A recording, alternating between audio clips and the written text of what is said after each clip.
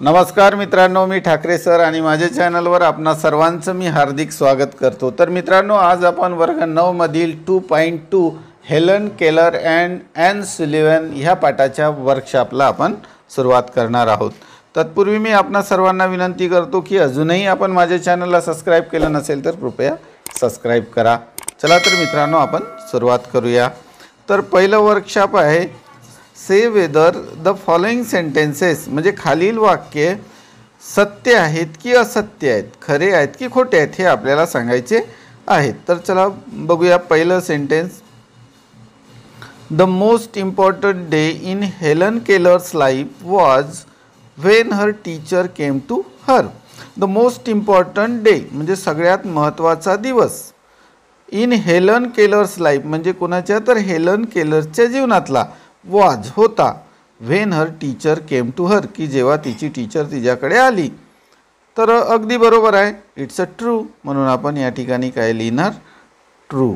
Okay, now next. When young Helen stretched out her hand her mother टूक it. Young Helen stretched out her hand her mother टूक it म्हणजे जेव्हा हेलननी आपले हात समोर केली तेव्हा तिच्या आईने तिचे ते हात पकडले नाही, हे खोटं आहे, इट्स अ फॉल्स। तर कोणी पकडले होते तिचे हात, तिच्या टीचरनी पकडलेले होतं, so that's why it's a false. Okay, now see. Young Helen learn to spell many words without understanding them. Young Helen learn to spell many words खूप सारे शब्द without understanding them. Without understanding them म्हणजे ते न समजता तिने अनेक शब्दांची स्पेल तिनं शिकली, learned. Okay, so it is also true, हे सुद्धा काय आहे, ट्रू आहे। Okay, now D. Okay, so one day young Helen understood the everything has a name म्हणजे एके दिवशी हेलननी अंडरस्टूड समजली that everything has a name म्हणजे प्रत्येक गोष्टीला काय असतो, नाव असतो, हे एक दिवस तिला समजलं, इट्स ऑल्सो ट्रू, हे सुद्धा सत्य आहे। Now next. Young Helen did not try to put the pieces of the doll together.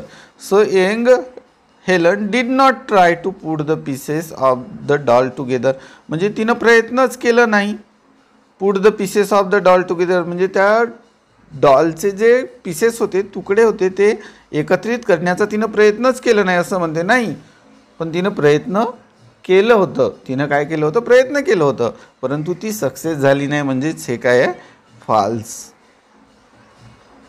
Okay, now last. Young Helen felt sorry that she had broken the doll म्हणजे जी तरुण Helen होती तिला felt sorry, तिला दुःख झालं, कशामुळे, that she had broken the doll, तिनं डॉल तोडलं तेव्हा तिला काय झालं, दुःख झालं। सुरुवातीला तिला दुःख झालेलं नव्हतं, परंतु मात्र नंतर तिला काय झालं होतं, दुःख झालं होतं। Okay, so it is also true.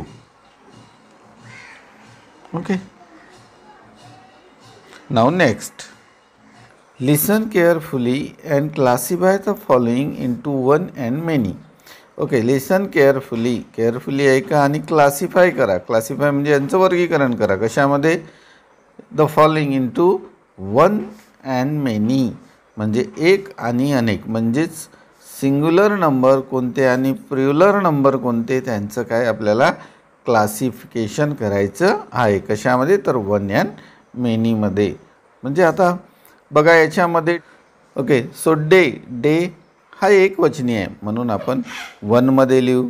Contrast याला एस प्रत्यय लागलेला आहे म्हणजे डेफिनेटली ऑब्वियसली हा काय अनेक वचनी आहे म्हणून आपण याला मेनीमध्ये लिहू। Teacher, teacher is a singular number, one आहे, हा काय वन आहे म्हणून वन एक वचनी। लाईव्ज, लाईव्ज एस प्रत्यय लागलेला आहे म्हणजे मेनी। मंथ्स एस प्रत्यय लागलेला आहे म्हणजे अनेक वचनी आहे म्हणून आपण मेनीमध्ये लिहू। इयर्स, इयर्स, इयरचं अनेक वचन काय, इयर्स म्हणजे तो सुद्धा कशामध्ये, मेनी, अनेक वचनी आहे। आफ्टरनून एक वचनी, वनमध्ये लिहिणार। पोर्च हा सुद्धा एक वचनी आहे, हा सुद्धा वनमध्ये. आता बघा सायन्स, आता एस प्रत्यय लागलेला आहे, म्हणजे जे जे नाऊनला एस प्रत्यय लागलेला आहे ते सगळे कशामध्ये, अनेक वचनामध्ये, म्हणजे मेनीमध्ये लिहिणार. फेस एकवचन म्हणजे वनमध्ये लिहूया. फिंगर्स, फिंगर्स बोटे, एस प्रत्यय लागलेला आहे म्हणजे अनेक वचनामध्ये, म्हणजे मेनीमध्ये. लिव्ज हा सुद्धा अनेक वचनामध्ये, इथं सुद्धा एस प्रत्यय. ब्लूझम्स इथं सुद्धा एस प्रत्यय लागलेला आहे म्हणून मेनी. अँगर एकवचनी. बिटरनेस, बिटरनेस एकवचनी. विक्स अनेक वचनी म्हणजे मेनीमध्ये लिहू. स्ट्रगल, स्ट्रगल एकवचनी. शिप एकवचनी. डार्कनेस, डार्कनेस हा सुद्धा कशामध्ये लिहूया आपण, एकवचनामध्ये लिहूया. कारण की डार्कनेस हा म्हणजे सिंग्युलर नाऊन आहे ना, काय आहे, सिंग्युलर नाऊन आहे, काउंटेबल नाऊन आहे ना, म्हणून आपण वनमध्ये लिहिणार. आता बघा कधी कधी काय होते, तर इथं जनरली ज्या ज्या म्हणजे नाऊनला येस प्रत्यय लागलेले आहेत ते सगळे काय आहेत, अनेक वचन आहेत. काय आहेत, अनेक वचन आहेत, आहे की नाही. परंतु प्रत्येकच नाऊनला एस लागलं म्हणजे एस लागलेलं असते, एस प्रत्यय असतं म्हणजे अनेक वचन असते असं नाही. तर कधी कधी काय होते की अनेक वचन नसतानासुद्धा, म्हणजे एस प्रत्यय नसतानासुद्धा अनेक वचन असते. जसं फॉर एक्झाम्पल मॅन आहे ना, याचं अनेक वचन काय आहे, मेन. ठीक आहे. जसं चाइल्ड आहे ना, चाइल्डचं काय, चिल्ड्रेन, काय आहे, चिल्ड्रेन आहे ना. जसं थीफ आहे, काय, थीफ, थीफचं काय, थीव्ज, थीफचं काय, थीव्ज आहे ना. तर थीफ, थीव्ज. वाईफ, वाईव्ज आहे ना. तर अशा प्रकारे सुद्धा सिंग्युलरचं प्लुरल होत असते. Okay, so I hope you understood.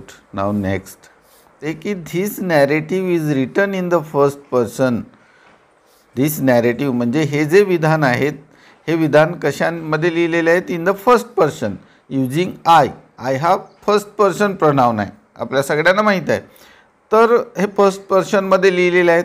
And rewrite the following sentences using Helen Keller, Ang Helen appropriately in place of I. म्हणजे ह्या आयच्या जागी, ह्या आयच्या जागी तुम्हाला काय लिहायचं आहे त्या सेंटेन्समधील, हेलन केलर और एंग हेलन ह्या दोनपैकी काहीही पण, appropriately in place of I, in place of I म्हणजे आयच्या ठिकाणी आपल्याला काय लिहायचं आहे, हेलन केलर हे नाऊन लिहायचं आहे. कशावर, तर तो प्रथमपुरुषी जो फर्स्ट पर्सन जो सर्वनाम आहे आय, ह्या आयच्या ऐवजी आपल्याला हेलन आणि केलर, हेलन केलर और एंग हेलन हे लिहायचं आहे. And making other necessary changes in the sentence, आणि पुन्हा जे आवश्यक बदल आहेत ते सुद्धा आपल्याला त्या वाक्यामध्ये करायचे आहेत. Okay, so let start the first sentence. Okay, बघा तर इथं आय हा फर्स्ट पर्सन प्रोनाउन आहे या ठिकाणी, आणि ह्या आयच्या ठिकाणी काय लिहायचं आहे आपल्याला, हेलन केलर किंवा एंग हेलन, या दोनपैकी कोणतंही लिहू शकता तुम्ही. ओके, तर बघा इथं I did not know what the future held of marvel or surprise for me असं आहे. आता बघा इथं आयच्या ऐवजी काय लिहिणार तुम्ही, हेलन केलर लिहिला आपण. आयच्या ऐवजी काय लिहिणार, हेलन केलर. म्हणून आता आपण इथं लिहिणार हेलन केलर, हेलन केलर लिहिलं, आय काढून टाकलं. Helen Keller did not know what the future held of marvel or surprise for. आता मी, आता मी हा या ठिकाणी सर्वनाम आहे, पण मी हा कोणासाठी आलेला आहे, आयसाठी, म्हणजे हेलन केलर. आता आपण आयच्या ऐवजी हेलन केलर लिहिलं म्हणून इथं काय लिहिणार, हर. मीच्या ऐवजी काय लिहिणार, हर. मग काय होईल, Helen Keller did not know what the future held of marvel or surprise for her. Okay, now next the morning after, the morning after my teacher, the morning after my teacher came she led me into her room. And give me a doll. Give me a doll. आता बघा इथं the morning after my teacher. आता इथं काय म्हणजे my teacher म्हणजे कोणाचं? हेलन केलरचं टीचर. कोणाचं टीचर? हेलन केलरचं. म्हणून मायच्या ऐवजी आपण काय लिहिणार? हेलन केलर्स टीचर म्हणजे अपास्ट पीएस देऊ. कोणाचे टीचर? हेलन केलर्सचे टीचर. माय टीचर म्हणजेच हेलन केलरचे टीचर किंवा एंग हेलन्स असे आपण अपॉस्ट्रोफी लिहू. म्हणजेच काय लिहिणार इथं बघा. So my instead of my म्हणजे मायच्या ऐवजी आपण काय लिहिणार? Young Helen's. Young Helen's. Young Helen's teacher came. She led. आता मी आहे बघा, मीच्या ऐवजी काय लिहिणार? Her. She led her into her room. Into her room. Okay. Into her room. Okay. So now next. Sorry, into her room and give me a doll. आता give me आहे या ठिकाणी मीच्या ऐवजी काय लिहिणार आपण? Her. Okay. Instead of me we should write here her. Okay. Then next, on entering the door. बघा इथं पुन्हा आय आलेला आहे. आता आयच्या ऐवजी काय लिहायचं आहे आपल्याला? हेलन. एंग हेलन. हेलन केलर आर एंग हेलन. म्हणून आपण लिहिणार on entering the door Helen. Helen Keller. Helen Keller remember the doll. आता बघा इथं आय आहे म्हणजे इथं काय लिहावं लागेल आपल्याला? इथं शी. इथं काय लिहावं लागेल? शी. म्हणजे बघा हा जो शी आलेला आहे कोणासाठी आलेला आहे? हेलन केलरसाठी आलेला आहे की नाही? जो हेलन केलरसाठी शी आलेला आहे सर्वनाम आहे ना. Had broken. Then next, then my eyes. आता बघा इथं माय आईज आहे म्हणजे माय आईज म्हणजे कोणाची आईज? हेलन केलरची आईज किंवा एंग हेलनची आईज. म्हणून माय आईजच्या ऐवजी मायच्या ऐवजी आपण काय लिहिणार? एंग हेलन किंवा हेलन केलर तुम्ही लिहू शकता. Young Helen eyes filled with tears. Filled with tears. आता बघा इथं आय आलेला आहे पुन्हा, परंतु इथं आपण पुन्हा हेलन केलरचा उल्लेख करणार का? नाही. पुन्हा पुन्हा जर उल्लेख केलं तर ते ऐकणाऱ्याला बरोबर वाटणार का? नाही. म्हणून आपण ह्या आईच्या ऐवजी काय लिहिणार? शी.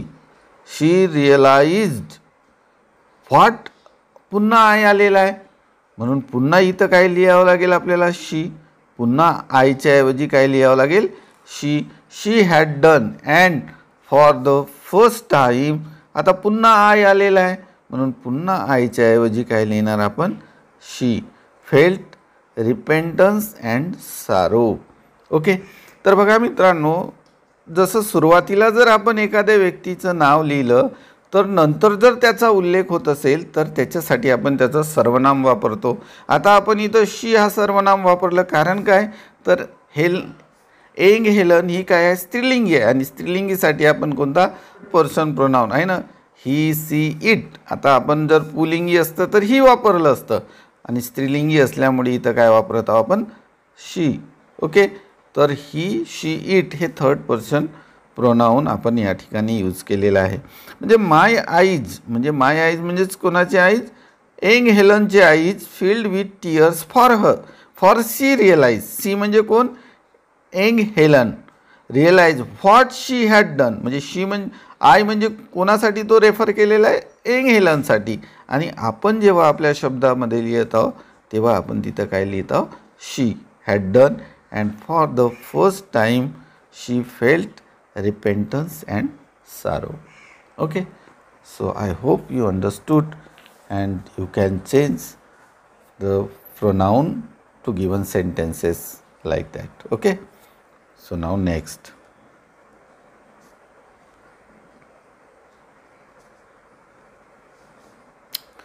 read the following sentences and frame at least 2 relevant questions on each म्हणजे प्रत्येकामध्ये काय म्हणते? Read the following sentences. खालील वाक्य वाचा and frame at least 2 relevant questions relevant questions आणि ॲटलिस्ट किती 2 रिलेवंट 2 म्हणजे 2 प्रश्न तयार करायचं आहे इन ऑन ईच म्हणजे प्रत्येक वाक्याचे आपल्याला काय तर 2 प्रश्न फ्रेम करायचे आहेत, वाक्य तयार करायचे आहेत, क्वेश्चन सेंटेन्स तयार करायचे आहे, प्रश्नार्थक वाक्य तयार करायचे आहेत. ओके, तर बघा इथं आपल्याला एक करून दाखवलेलं आहे. I was like that ship before my education begin. Okay, sir question with who what and when म्हणजे हू व्हॉट आणि व्हेननी आपल्याला प्रश्न तयार करायचे आहेत. आता फॉर एक्झाम्पल इथं हूनी केलेलं आहे. Who was like that ship before her education began आहे ना. तर याची सुरुवात कशाने हूनी म्हणजेच आपल्याला WH टाईप क्वेश्चन तयार करायचं आहे. कशाचे WH टाईप. आता WH टाईप क्वेश्चन म्हणजे काय ज्या प्रश्नाची सुरुवात WH वर्डनी होत असते. आता WH वर्ड म्हणजे बघा हा एक WH वर्ड आहे व्हॉट वेन आहे ना. WH वर्ड म्हणजे ज्या प्रश्नाची सुरुवात who what when why which how how many how much अशा WH वर्डनी होत असते त्याला आपण WH प्रश्न म्हणतो. मग याची रचना कशी असते तर सगळ्यात पहिले असतो WH वर्ड, त्यानंतर ॲक्झिलरी वर्ब म्हणजे सहायकारी क्रियापद असतो, त्यानंतर सब्जेक्ट, त्यानंतर वर्ब, त्यानंतर ऑब्जेक्ट आणि शेवटी काय असतो तर क्वेश्चन मार्क. शेवटी काय असतो क्वेश्चन मार्क. आता फॉर एक्झाम्पल इथं बघा याची सुरुवात कशी केलेली आहे हू हा WH वर्ड आपण घेतलेला आहे, त्यानंतर सहायकारी क्रियापद, त्यानंतर लाईक हा वर्ब अँड दॅट शिप हा झाला subject before her education begin it's a other words and last काय आहे क्वेश्चन मार्क. तर आता बघा आपल्याला ह्या वाक्यांपासून प्रश्न तयार करायचे आहे. हू व्हॉट आणि वेन ह्या 3 पैकी कोणत्याही 2 प्रश्नार्थक शब्दांनी आपल्याला त्या प्रश्नाची सुरुवात करायची आहे. आता बघा one day I was playing with the new doll. आता हा प्रश्न आहे आणि आपल्याला हू व्हॉट आणि व्हेननी प्रश्न तयार करायचा. जसं आपण आता व्हेननी जर केलं तर काय होईल वन डे हा त्याचा प्रश्न उत्तर होईल. मग हा उत्तराचा भाग प्रश्नात यायला नको.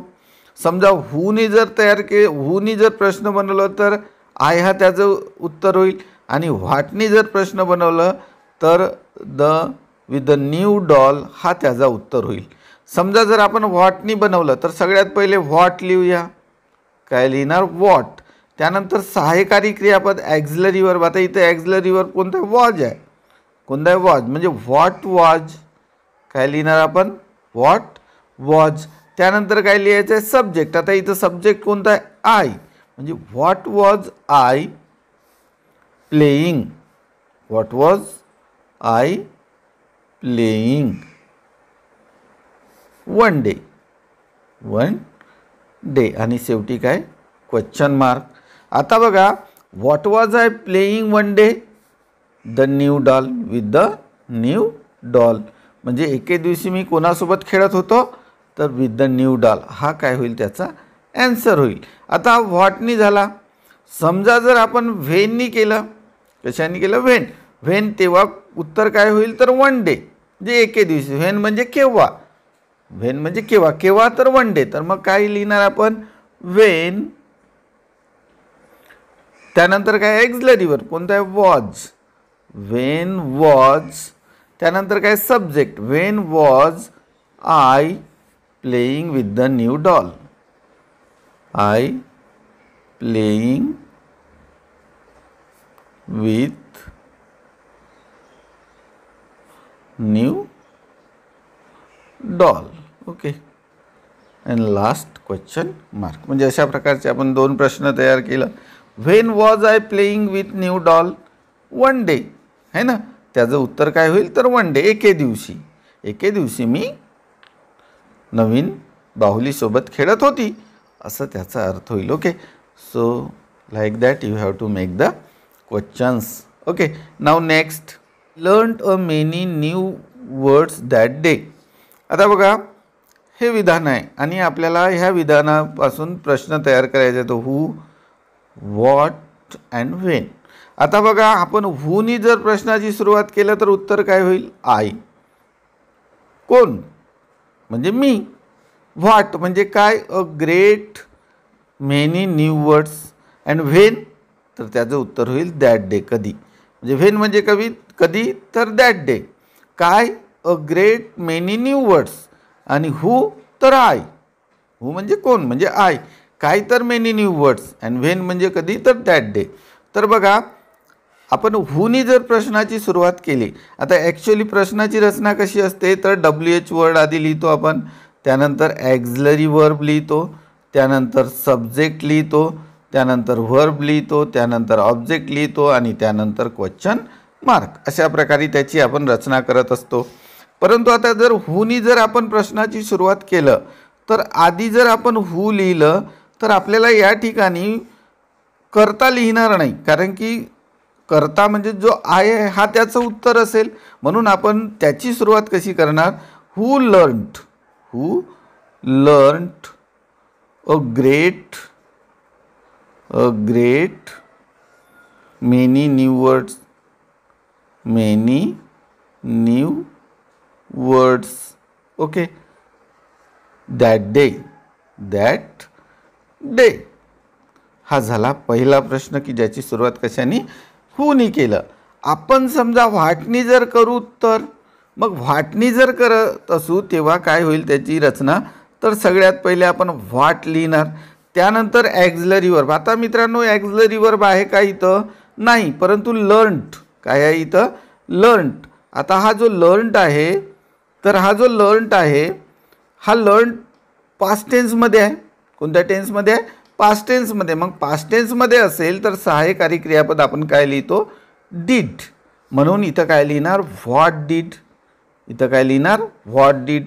त्यानंतर सब्जेक्ट काय आहे, आय नंतर काय, तर व्हर्ब. आता व्हर्ब लर्न्ड आहे, मग लर्न्डचा आपण प्रेझेंट टेन्स लिहिणार, कारण की ऑलरेडी आपण इथं डिड लिहिलेलं आहे, म्हणून त्याला पहिल्या रूपात आणूया, तर लर्न अँड नंतर काय लिहिणार, तर ऑब्जेक्ट. आता बघा इथं व्हॉट आहे म्हणजे उत्तर कोणतं आहे असेल, a great many new words. म्हणून आपण what did I learn that day. शेवटी प्रश्नार्थक चिन्ह. आता बघा, what did I learn that day, मी त्या दिवशी काय शिकलं, a great many new words. हे काय त्याचं असेल उत्तर. तर अशा प्रकारे मित्रांनो आपल्याला प्रश्न तयार करता आलं पाहिजे. I hope you understood. Now next, see bought my hat. आता बघा या ठिकाणी हू व्हॉट ह्या दोनच आपण प्रश्नार्थक शब्दांनी याचं प्रश्न बनवू शकतो. व्हेन. आता व्हेननी जर बनवलं तर या ठिकाणी उत्तर नाही. कधी आणलं तिनं असं काही आपल्याला या ठिकाणी सांगितलेलं आहे का, नाही. म्हणून आपण हू, समजा हूनी जर बनवलं तर उत्तर काय होईल, शी. व्हॉटनी जर बनवलं तर काय होईल, हॅट. काय, माय हॅट, हे त्याचं उत्तर होईल, माय हॅट. आता बघा जर आपण हूनी जर बनवलं किंवा व्हॉटनी, समजा जर आपण व्हॉटनी बनवूया या ठिकाणी, तर सगळ्यात पहिले आता प्रश्नाची रचना कशी असते आपल्याला माहीत आहे. WH वर्ड, त्यानंतर ॲक्झिलरी वर्ब, त्यानंतर सब्जेक्ट, त्यानंतर वर्ब आणि त्यानंतर ऑब्जेक्ट किंवा अदर वर्ड्स म्हणू शकता आणि प्रश्नार्थक चिन्ह. आता समजा जर आपण व्हॉटनी बनवलं तर काय होईल, माय हॅट हा आन्सर होईल. म्हणून आपण इथं व्हॉट लिहिलं. आता इथं सहाय्यकारी क्रियापद कोणतं, व्हॉट. बॉट आहे, बॉट म्हणजे पास्ट टेन्स आहे, ब्रिंगचं पास्ट टेन्स बॉट. म्हणून आपण सहाय्यकारी क्रियापद काय लिहिणार, डीड. म्हणून व्हॉट डीड, काय, व्हॉट डीड. त्यानंतर सब्जेक्ट काय, ॲक्झिलरी वर्ब नंतर काय असते, सब्जेक्ट. मग सब्जेक्ट कोणता आहे, सी. म्हणून व्हॉट डीड शी ब्रिंग. आता ब्रॉडचं काय होईल, ब्रिंग आणि शेवटी प्रश्नार्थक चिन्ह. मग व्हॉट डीड शी ब्रिंग, तिनं काय आणलं, तर तिथं काय होईल, माय हॅट, हे त्याचं उत्तर होईल. ओके. आता समजा जर आपण हूनी जर प्रश्नाची सुरुवात केली तर बघा इथं कसं लिहिणार, हू. आता बघा इथं सहाय्यकारी क्रियापद लिहिण्याची गरज नाही, कारण काय, तर हू म्हणजे शी हा जो करता हाच त्या प्रश्नाचं उत्तर असणार आहे. म्हणून आपल्याला तिथं सहाय्यकारी क्रियापद लिहिण्याची गरज नाही. म्हणून who brought my hat Who brought my hat? Okay. Question mark. Who brought my hat? She. She brought my hat. हा त्याचं काय होईल? उत्तर. शी हे उत्तर होईल. Okay. So I hope you understood. Now next. We walked down the path to well house. आता बघा, we walked down the path to well house. आता बघा इथं we walk, who नी तुम्ही प्रश्नाची सुरुवात करू शकता. walk down the path to the well house. to the well house. आता बघा इथं व्हॉटनी तर आपण प्रश्नाची सुरुवात करू शकणार नाही. व्हेननी पण नाही. व्हेन म्हणजे काय? केव्हा? टाईम. जेव्हा टाईम जर असेल आहे की नाही वेळ, तेव्हा आपण व्हेननी. व्हॉटनी कधी वस्तू जर असेल, हू व्यक्ती पर्सन असेल तर हूनी, आहे की नाही. तर या ठिकाणी पर्सन आहे, वी आहे, म्हणजे आपण हूनी प्रश्नाची सुरुवात करू शकतो. परंतु टाईम नाही आहे इथं, वेळ इथे दर्शवली नाही, म्हणजे व्हेननी आपण प्रश्नाची सुरुवात करू शकणार नाही. व्हॉट एखादी वस्तूही नाही. प्लेस आहे, टू द वेल हाऊस, म्हणजे वेअरनी करू शकतो, आहे की नाही. पण इथं वेअर आहे, वेअर ह्या ठिकाणी दिलेलं नाही आहे. तर चला मित्रांनो, आपण सगळ्यात पहिले हूनी करूया. तर बघा, हू प्रश्नार्थक वर्ड लिहिलं, प्रश्नार्थक शब्द लिहिलं, त्यानंतर सहाय्यकारी क्रियापद. आता इथं बघा वॉक्ड आहे. आता बघा इथं जेव्हा हूनी जेव्हा करू तेव्हा आपण इथं सहाय्यकारी क्रियापद लिहिण्याची गरज नाही. म्हणून हू वॉक्ड डाऊन द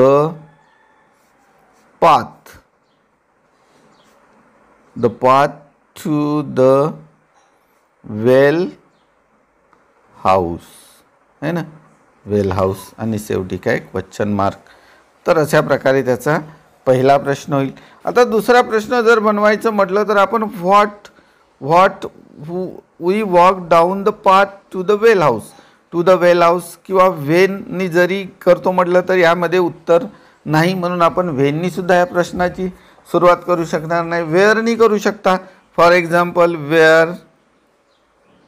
आता इथं सहाय्यकारी क्रियापद कोणतं? डीड लिहावं लागेल, कारण की हा पास्ट टेन्समध्ये आहे क्रियापद, म्हणून डीड है ना. क्रियापदावरून वाक्याचा काळ ओळखला जात असतो, म्हणून इथं did.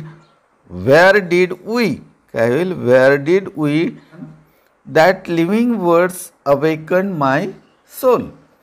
That living word awaken my soul. आता बघा, that living word is a subject, awaken is a verb and my soul.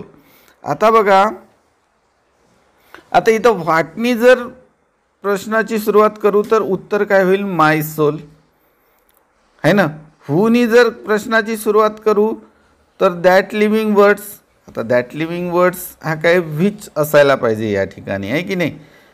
व्हेननी करूच शकत नाही, कारण ती इथं टाईम दर्शवलेला नाही आहे, वेळ दर्शवलेलं नाही आहे. ठिकाण वेअर, कारण की वेअर तर आहेच नाही, म्हणजे त्याचा प्रश्नच येत नाही. म्हणून आपण याची सुरुवात कशाने? तर वॉटनी.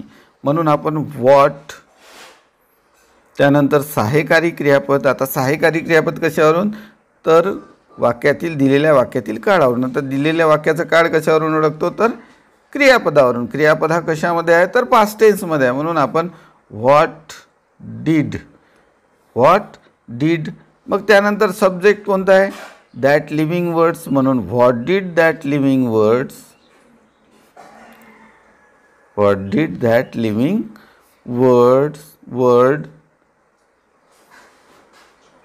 अवेकन नाही. आता अवेकन म्हणू का? नाही, तर अवेकन.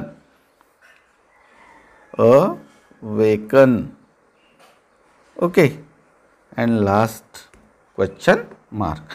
त्याचं उत्तर काय होईल? My soul. What did that living word awaken. आता बघा, दॅट लिव्हिंग वर्ड. आता आता एका पर्सनसाठी आपण हूचा यूज करतो, पण हे दॅट लिव्हिंग वर्ड हा पर्सन आहे का? नाही. तर हे थिंग आहे, म्हणून इथं व्हिच असायला पाहिजे. किंवा व्हॉटनी सुद्धा आपण करू तरी असंही करता येईल. What awakened my soul. Okay, my soul. Last question mark. What awakened my soul? That living word. आहे की नाही, दॅट लिव्हिंग वर्ड. अशा प्रकारे आपण वॉटनी 2 प्रकारे हा प्रश्न तयार करू शकतो. तर मित्रांनो, मला असं वाटते की आपल्याला समजलं असेल. जर निश्चितच समजलं असेल तर माझ्या व्हिडिओला लाईक करायला विसरू नका. If you understood so then hit the like button. Okay, so see you next video, the same lesson of the language studying. Okay, keep practicing and have a